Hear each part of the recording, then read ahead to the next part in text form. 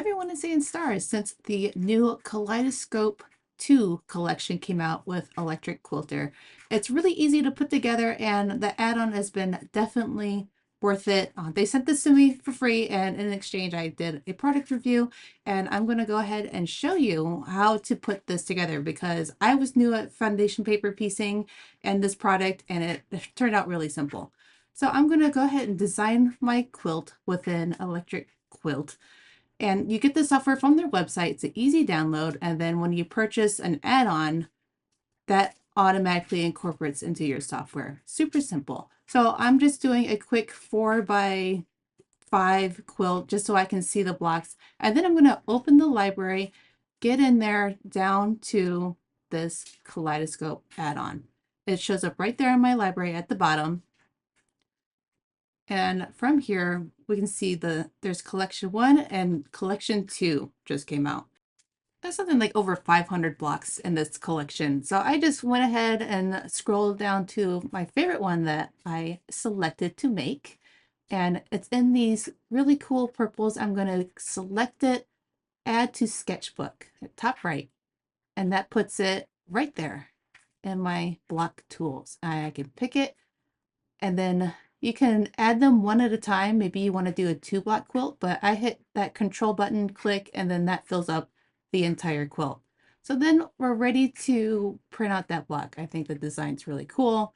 So I'm going to go to the foundation piecing. You have to select the block that you want a foundation paper piece, pick the foundation tool, hit preview, and here's the big thing. So it looks like this, and you drag those pieces down. It really gives you the tools to rotate things how you would want them to print. It gives you a lot more control in that rather than auto-generating these pieces and how much space you would want between them. So I rotate things around so I can fit it on 3 of these. It prints out. I'm using the Electric Quilt newsprint, Quilter's newsprint. The paper's printed out and I'm just doing a rough cut along the edges. You still want a little bit of overhang, but not too much. When I was first testing this, I had a ton of overhang and it's really hard to see where your pieces and your fabric are going to end up. So I just did that just really roughly around each of the units. And then Electric Quilt also gives you all of the fabric requirements. This gives you, I think, a 1/2 inch extra around each edge.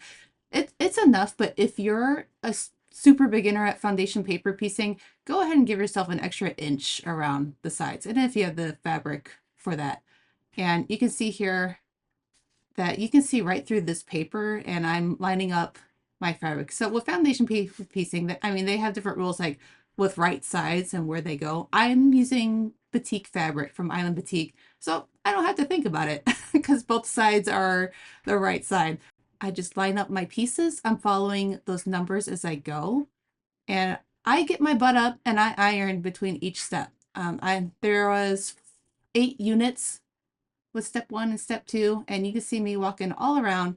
I sew each one, A1 to A2. And I put that fabric down. I'm using my add a quarter plus ruler to make it super easy to trim. I walk back over to my sewing machine and I'm ready to add piece 3. And there it goes. I speed it along. I do that for each of those units and I cut my thread at the end of each 1/4 inch. So here's what a stack of them looks like.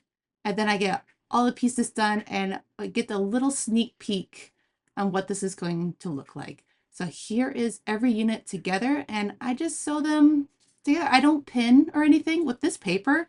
Like there's a lot of points that are coming together and I didn't have any problem getting my points to match. I just eyeballed where it was. Everything's the exact size it's supposed to be. I don't know, it really worked out well. And plus I'm using batiks that have more of a pattern. So even if like it was a few threads off, you wouldn't be able to see. And it turned out just really stunning. So here I am folding and I'm gonna remove paper from that seam and then iron those open. So with foundation paper piecing, you don't have a lot of control over, where the seams end up, but at these joints, I was able to get a nice flat block doing this. And look at those perfect points. And I just love the contrast. I mean, it was just so much fun to make the whole block start to finish.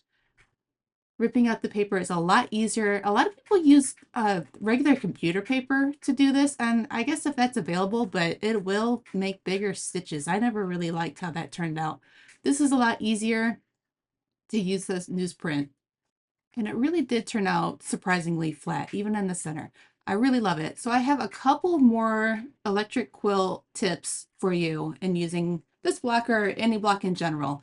So I used some Island Boutique scraps that I had around for this, but you can go into your tool and just pick fabrics to swap out, test out your colors, see what you have enough of.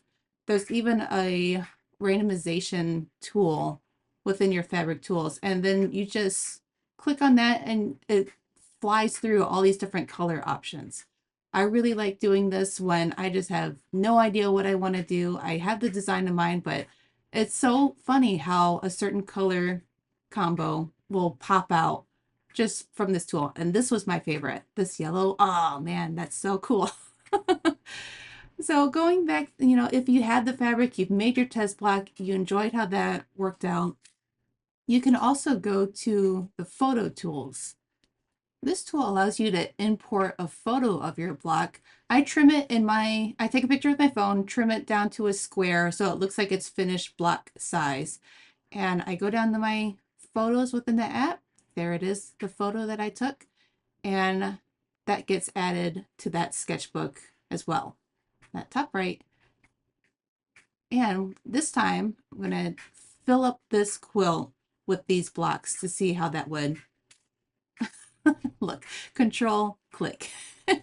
And that's a totally cool and different quilt. Now that you see it with boutique fabrics, how fun is that? You can do this with, any type of block that you want to see a repeat of, and it's a lot of fun.